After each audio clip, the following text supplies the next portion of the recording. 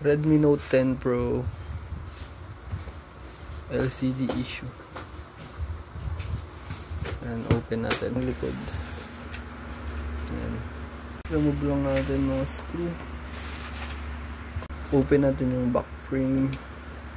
Dito tinatest muna natin yung LCD na natin yung kanyang old screen. So lagay na natin yung kanyang bagong LCD. TFT lang ito, hindi to AMOLED, pero quality naman yung kanyang display. Ito natin tong kanyang middle frame. So balik lang natin yung mga screw. So ayan, dito nilagyan lang natin. So ayan, babalik na natin yung kanyang back cover.